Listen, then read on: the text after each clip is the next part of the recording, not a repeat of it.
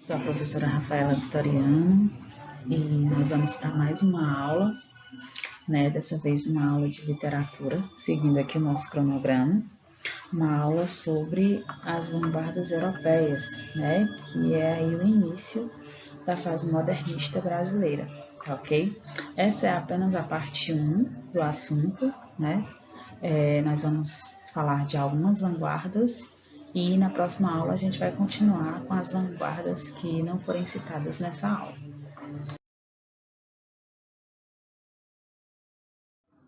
Bom, no início do século XX, surgiu na Europa uma série de movimentos artísticos de tendências variadas e renovadoras, né, que foram chamadas de movimentos de vanguardas. Né? Essas vanguardas elas romperam, né, elas viriam romper com o passado, né, e revelariam ali o dinamismo de um novo tempo no século que se iniciava.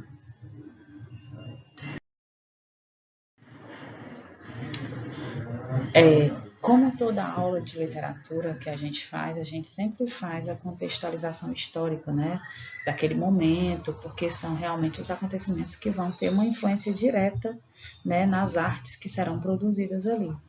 Né? E o contexto histórico das vanguardas é ali muito em torno da Primeira Guerra Mundial, que acontecia ali no início do século, né? E deixava a sociedade em constante estado de incerteza, né? Se eu não me engano, a Primeira Guerra Mundial ela acontece aí de 1914 até 1918 e ela vai gerar impactos para os anos seguintes, né? Também foi um período de muitas descobertas, né? Nós tivemos aí o advento do telefone, né? O telégrafo, o raio-x, né? Os automóveis, avião e o microscópio, né? Que também foi muito importante porque possibilitou a descoberta de várias doenças, vírus, bactérias. Né? Einstein ele estava ali descobrindo que o tempo era relativo, né? A relatividade do tempo. E Sigmund Freud, defendia que as atitudes humanas eram fruto de desejos inconscientes, né? Criando assim o que nós conhecemos até hoje como a psicanálise, que hoje é tão importante. Tudo isso contribuiu para que as pessoas quisessem agora compreender a realidade com base nas mudanças e incertezas vividas. Era um fim de um passado, né? E dava-se início ao futuro. Bom, de onde é que surge esse nome vanguarda, né? O nome ele é originário do francês avant-garde e significa estar à frente, à dianteira de um movimento. Nesse sentido, é empregado para denominar grupos de pessoas que, por seus conhecimentos ou por uma tendência natural, exercem papel de precursoras, de pioneiras em determinado movimento cultural, artístico, científico e etc. Assim aconteceu com esse conjunto de ismos que nós vamos estudar aqui, né? Que são futurismo, cubismo, expressionismo, dadaísmo e surrealismo, né? Que são os mais conhecidos movimentos de vanguarda europeia. Nessa primeira parte a gente vai ver o futurismo, o cubismo e o expressionismo. Bom, futurismo, né, como o próprio nome já diz, já indica, né, predomina aí uma vontade no futurismo de abolir tudo aquilo que remetia ao passado e começar de novo e reformular temas e técnicas da arte. A gente tem aí dois nomes importantes, aliás, um nome importante que se destaca aí no futurismo, que é o Filippo Marinetti, né? Filippo Tommaso Marinetti, e ele vai se destacar quando ele escreve, em 1909, o Manifesto Futurista, né? E aí a gente pode ver a imagem, né, da publicação do Manifesto Futurista, né, no jornal francês Le Figaro. E nessa partezinha verde eu coloquei um trecho do manifesto, né, onde ele diz: nós queremos cantar o amor ao perigo, o hábito da energia e do destemor. A coragem, a audácia, a rebelião serão elementos essenciais de nossa poesia. A literatura exaltou até hoje a imobilidade pensativa, o êxtase, o sono. Né? Então a gente pode perceber, né, no fragmento do texto algumas influências sim da situação que o país passava, né, que o continente passava, que era a situação de guerra. Bom, quais são as características do futurismo, né? A gente vai ter desvalorização da tradição e do moralismo, valorização do desenvolvimento industrial e tecnológico. Nós vamos ver muitas imagens, muitas produções que se referem à tecnologia, propaganda como principal forma de comunicação, uso de onomatopeias, né, que são as palavras com sonoridade que imitam ruídos, vozes, som, velocidade, né, nas poesias. Poesias com o uso de frases fragmentadas para passar a ideia de velocidade, né? É bom frisar que velocidade é um termo que é uma palavra que vai estar sempre em destaque quando a gente se remeter a futurismo. E pinturas com o uso de cores vivas e contrastes, né? Sobreposição de imagens, traços e pequenas deformações para passar a ideia de movimento e dinamismo, né? Na figura que ilustra aí o slide, a gente pode ter essa ideia, né, do movimento das rodas da bicicleta, do movimento corporal do homem que está na bicicleta, né? Bom, no Brasil nós tivemos alguns artistas, né, alguns pintores, escritores, né, que foram influenciados pela vanguarda futurista, né? Essas pessoas, elas estavam na Europa, né, quando acontecia todo esse movimento de vanguardas e acabaram bebendo ali daquelas fontes, né? Quem a gente pode ter como destaque no Brasil que tenha sido influenciado pelo futurismo é a Anita Malfatti e o Oswald de Andrade, né? Eles entraram em contato com Marinetti e seu manifesto futurista, onde muitas ideias e conceitos futuristas foram incorporados às obras destes artistas modernistas brasileiros. Tais influências podem ser comprovadas na Semana de Arte Moderna de 22, né, que é o próximo assunto que a gente vai estudar aqui nas nossas videoaulas. Anita Malfatti e Oswald de Andrade foram pessoas que estudaram na Europa, né, então eles tiveram ali um contato muito íntimo com as vanguardas. Né? E aí tem um trecho de uma poesia futurista do Oswald de Andrade, tá ok? Para vocês darem uma lida.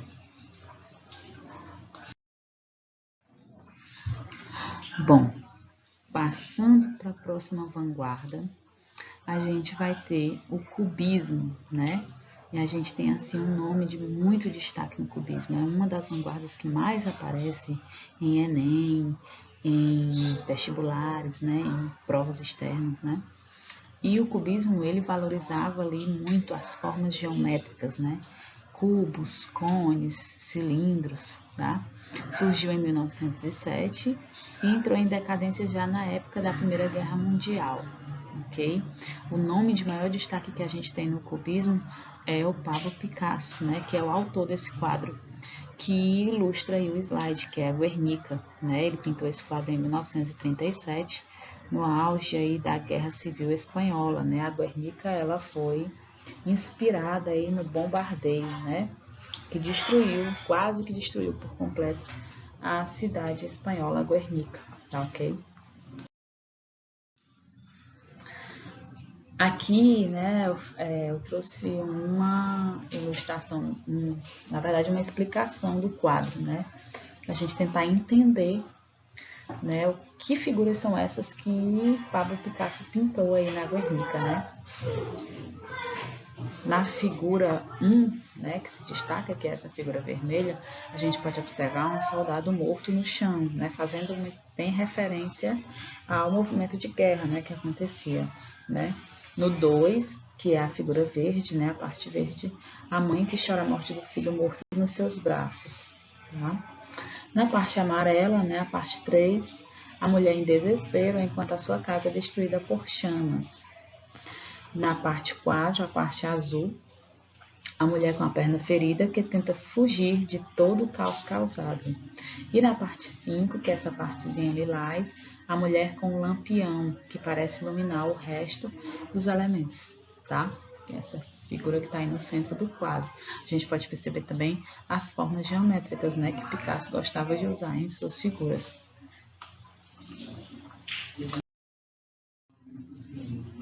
A gente tem um outro nome na vanguarda do cubismo, que é o Georges Braque, tá? O Georges Braque, né, tem como temas favoritos pássaros, paisagens, né, pintura de natureza morta. Representava suas pinturas bem simples e do cotidiano, né? A gente tem aí um quadro pintado por ele em 1909, ok? E a gente tem como características do cubismo a geometrização das formas e volumes representados, o abandono à aparência imediata ou real do objeto retratado, o desprezo à perspectiva, né?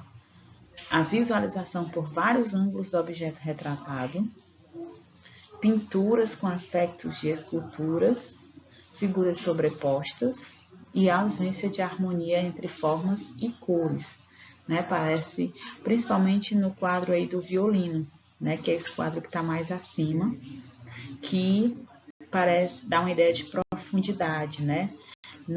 No quadro também do Picasso, no quadro dele, nós também temos uma ideia de profundidade, né? Parece que tem umas mulheres mais à frente, outras mulheres mais atrás, né? Então isso dá uma ideia de profundidade também.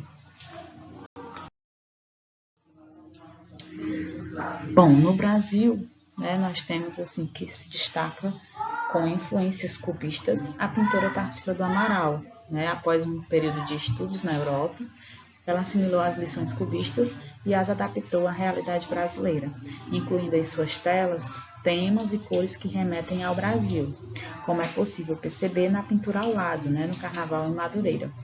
No entanto, sua obra não apresenta características exclusivamente cubistas, né? A Tarsila do Amaral ela vai ter aí outras obras que não vão seguir aí as características do cubismo, mas essa a gente pode identificar formas geométricas, né? Profundidade, que são aí algumas das características do cubismo.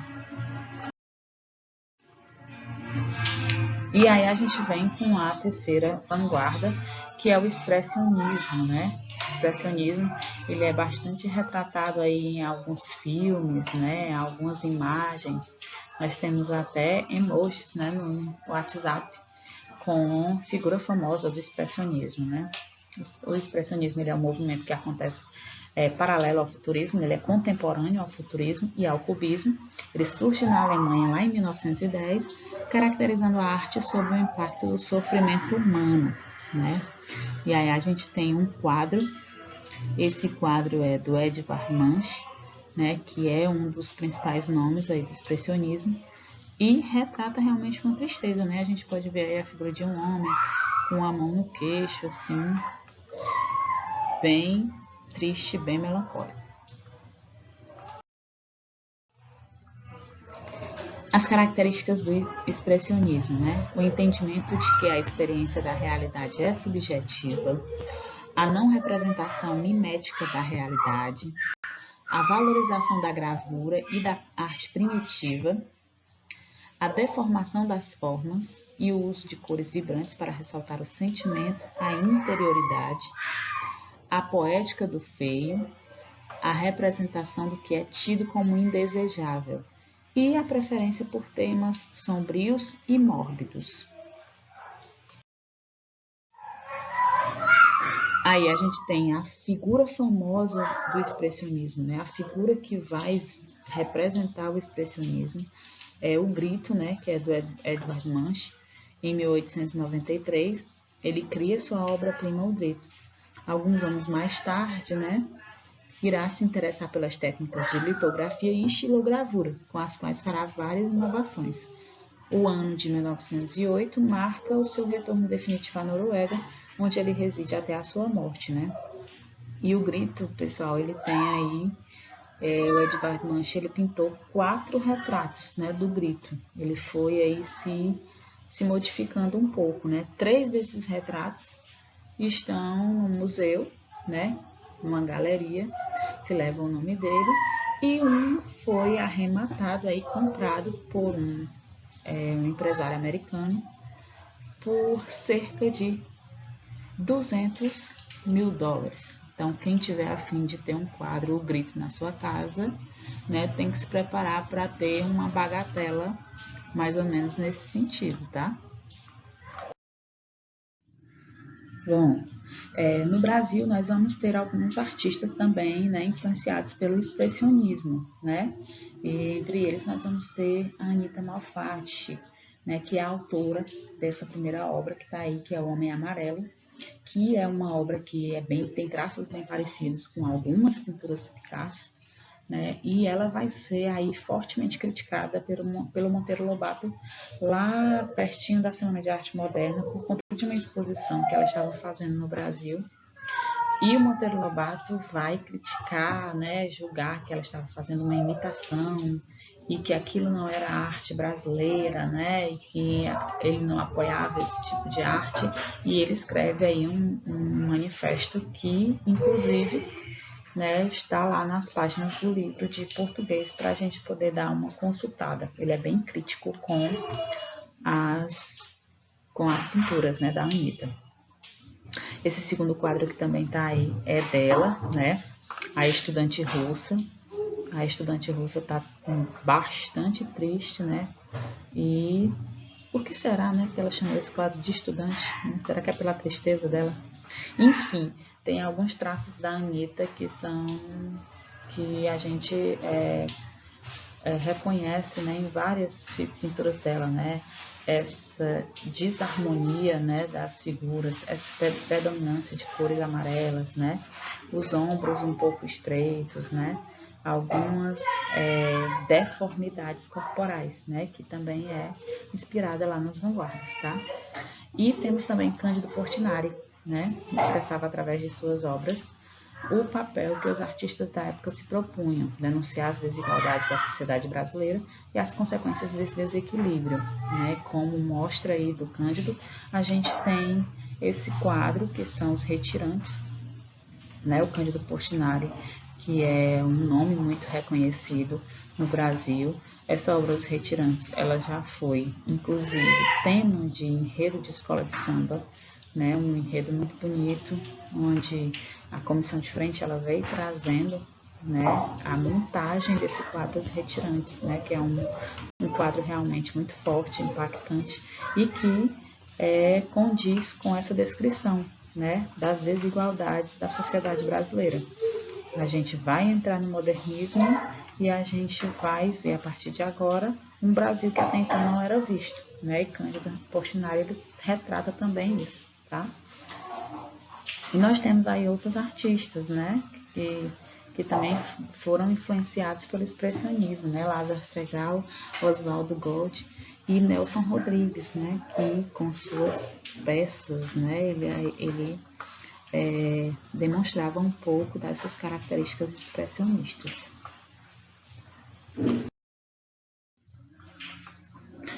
Bom, para finalizar essa aula, a gente tem aí duas questõezinhas para vocês responderem, que vocês vão ler o texto e vão responder, é bem simples, tá? Essa primeira questão. A segunda questão também é simples, né? Vocês vão analisar a imagem, né? E ver aí com que vanguarda, né, esse texto aí, pelas características, ela se encaixaria e justificar a sua resposta com características dessa vanguarda que você vai escolher. Bom, pessoal, a gente chega ao fim dessa primeira parte da aula sobre as vanguardas europeias. Desejo a vocês bons estudos.